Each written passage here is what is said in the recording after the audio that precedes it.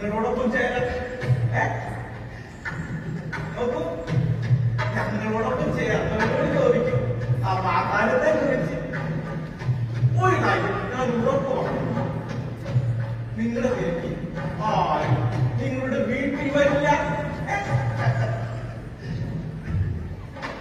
മല കയറി പുഴകൾ നീന്തി നീന്തി നീന്തി കാട് പിന്നിട്ട് കാലങ്ങൾ താണ്ടി താണ്ടി താണ്ടി